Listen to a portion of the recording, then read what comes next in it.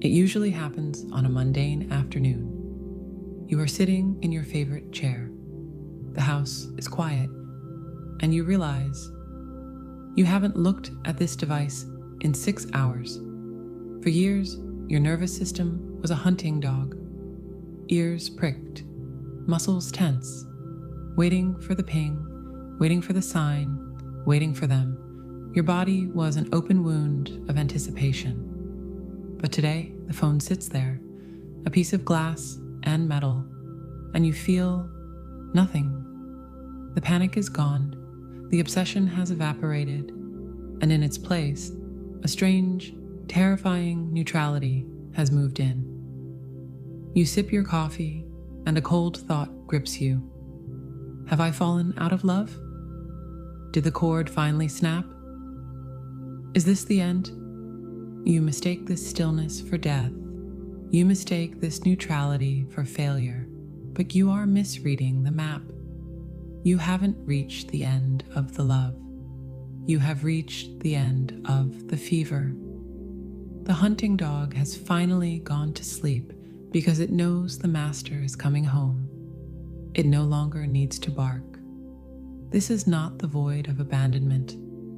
This is the 0-point field, the precise psychological coordinate where the external reality finally has permission to catch up with you. Let's discuss what happens when the chasing stops and the arrival begins.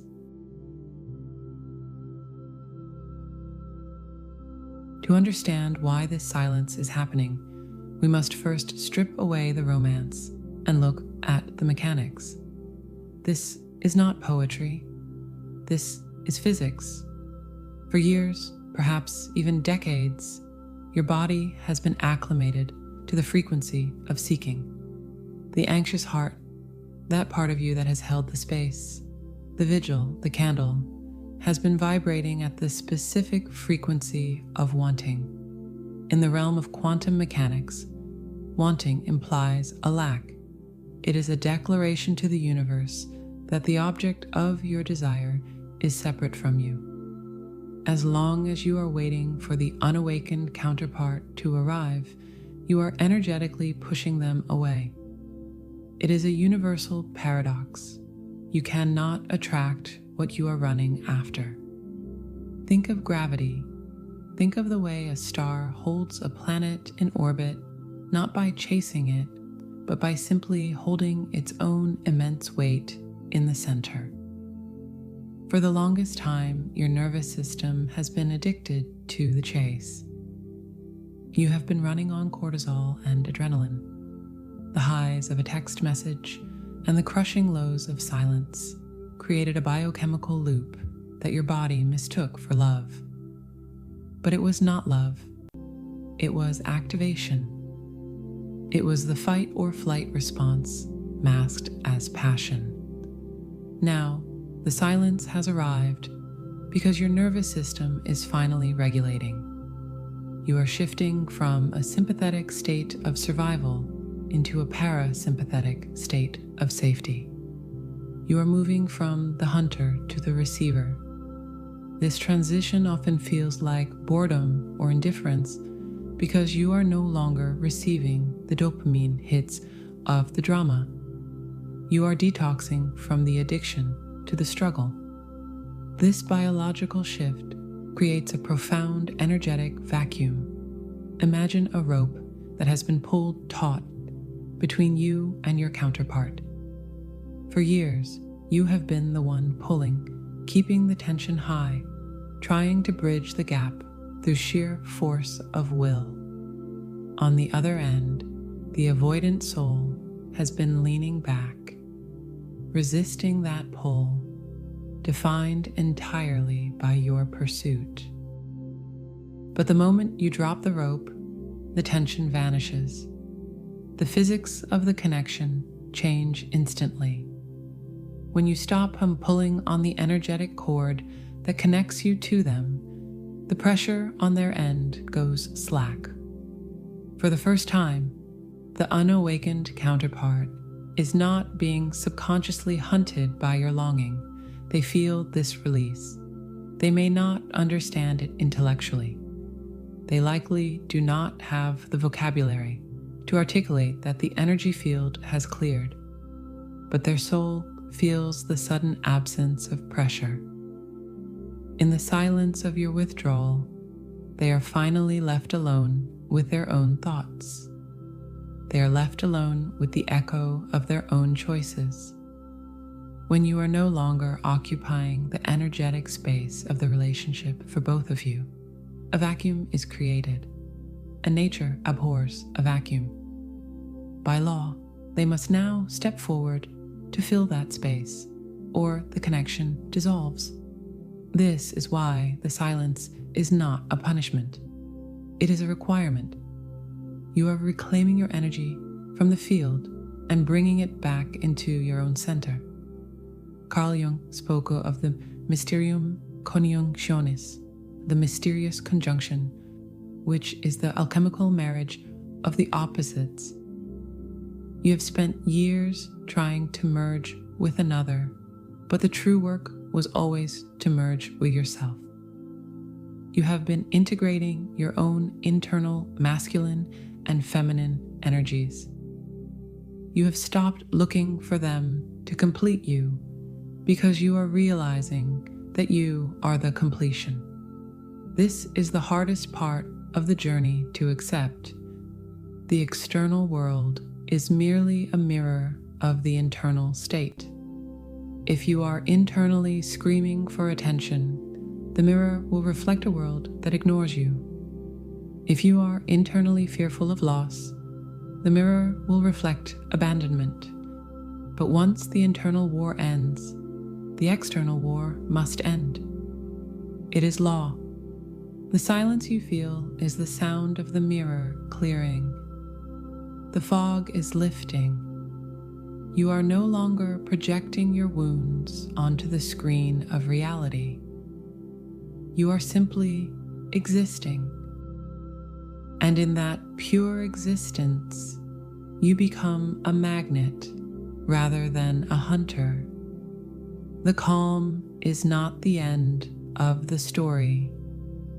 The calm is the clean slate upon which the new reality is about to be written.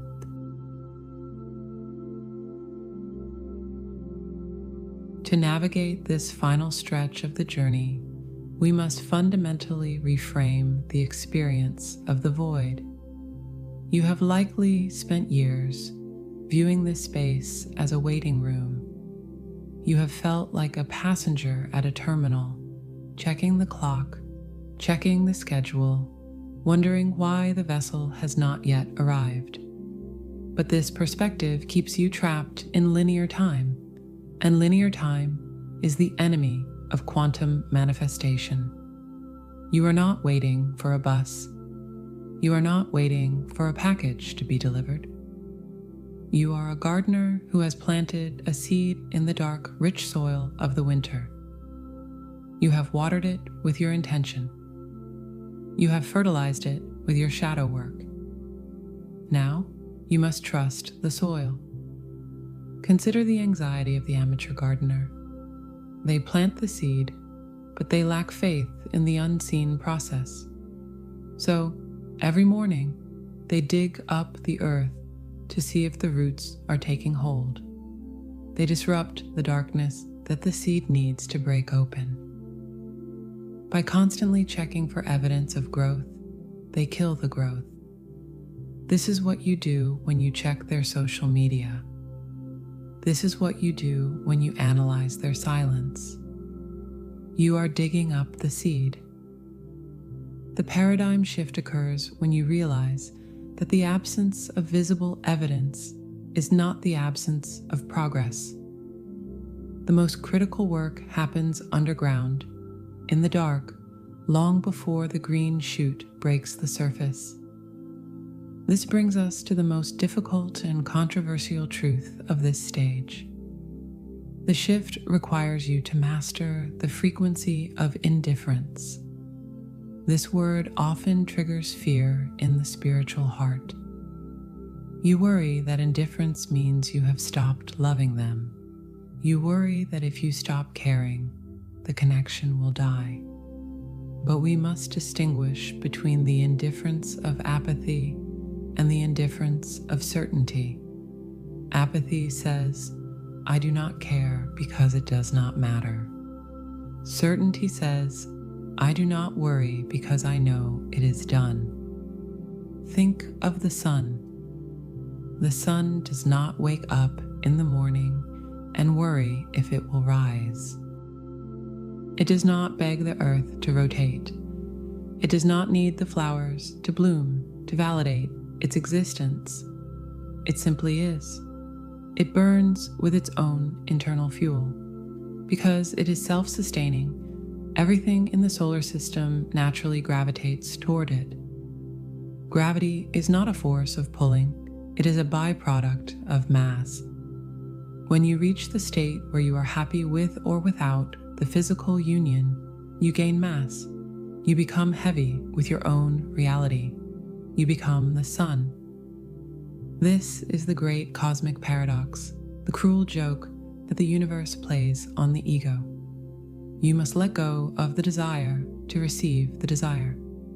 As long as you need the union to feel safe, worthy, or complete, you are broadcasting a signal of insufficiency. You are telling the universe that you are a half looking for a whole.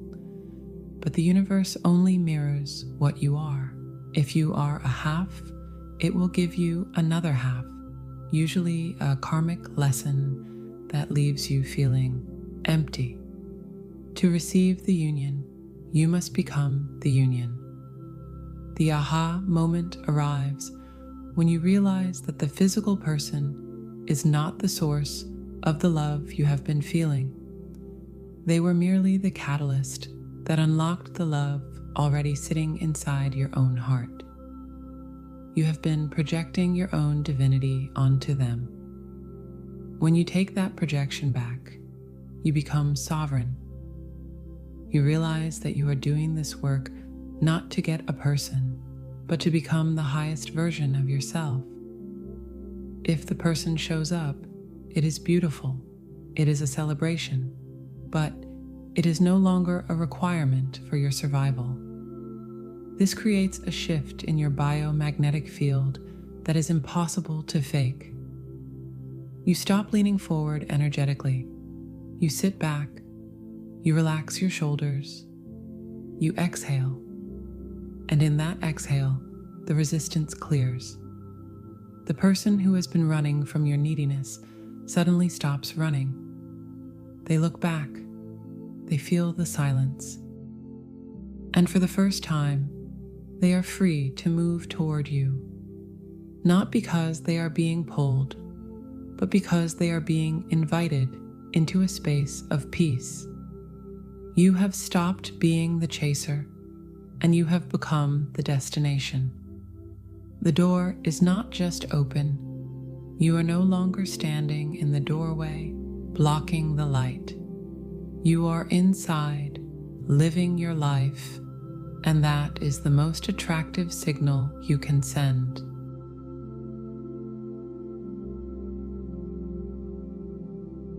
How do we translate a shift in consciousness into a shift in reality?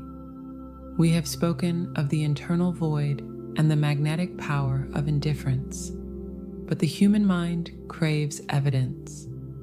It seeks a roadmap for the final mile of the marathon. You are likely asking what this integration actually looks like in your daily life.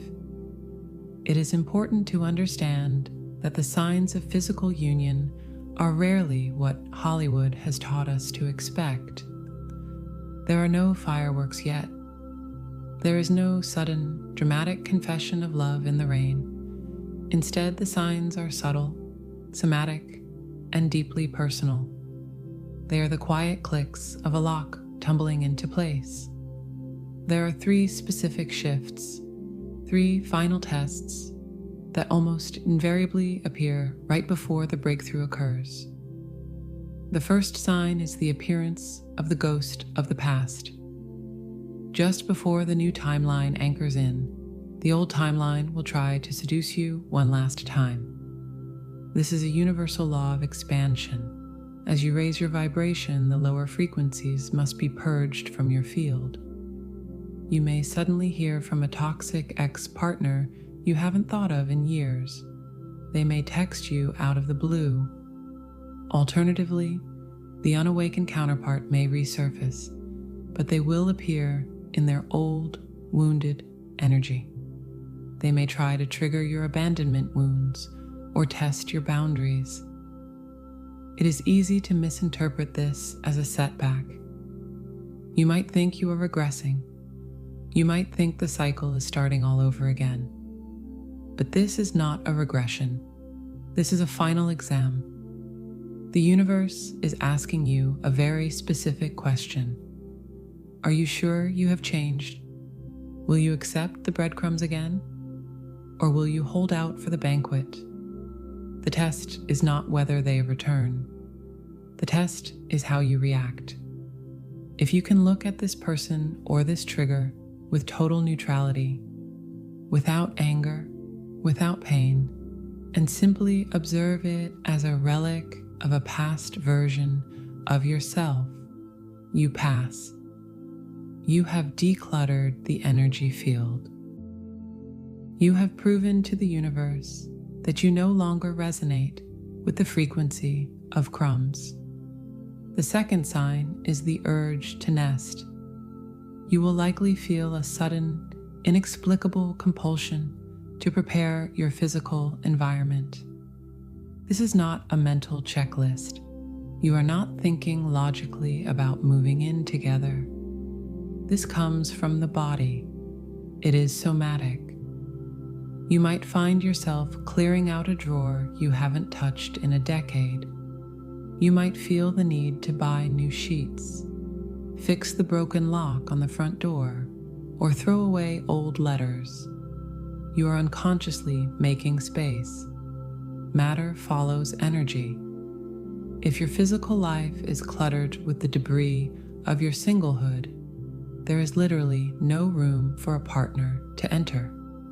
When you start preparing your home for a high-level partner without knowing when or how they are coming, you are broadcasting a powerful signal of readiness to the quantum field. You are acting as if. You are creating a vacuum that the universe is compelled to fill. It is an act of faith that transcends logic. You are telling your reality that you are ready to receive, and your physical space begins to reflect that openness. The chaos of your bachelor or bachelorette existence begins to organize itself into a space of shared harmony before there is anyone there to share it with. The third and perhaps most profound sign is the death of the story. For a long time, your identity may have been wrapped up in the narrative of the suffering lover. You may have spent hours analyzing their behavior with friends, watching tarot readings on YouTube to see how they feel, or journaling about your pain.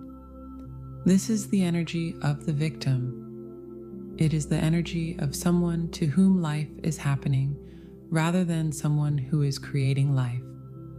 Suddenly, this stops. You stop talking about the connection. You stop checking their social media. You stop needing validation from external sources. This happens because the pain is gone.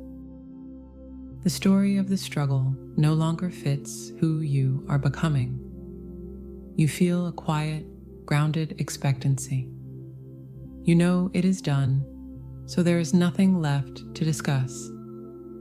It is the silence of the architect who has finished the blueprints and handed them over to the builders.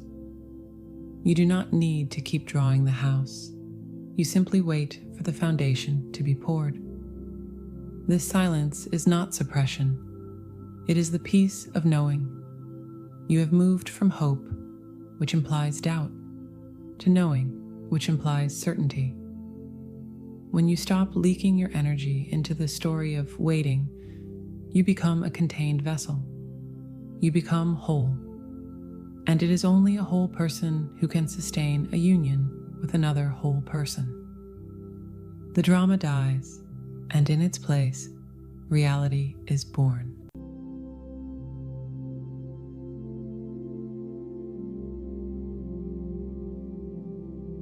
The journey from the head to the heart is the longest journey a human being can take.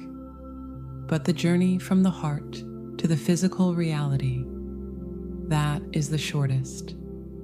It happens in the blink of an eye. Do not fear the silence you are in right now. It is the deep breath before the singing starts. Your internal work is the blueprint. The physical reality is simply the construction crew catching up to the architect's design. Stay in your lane. Keep your heart open, but your boundaries strong. Tend to your own garden. Make it so beautiful that the butterfly has no choice but to land. The door is already open. The table is set. You are not waiting anymore. You are ready. If you found clarity in this message, and you wish to go deeper into the psychology of this integration, I invite you to join us next time. Walk in peace.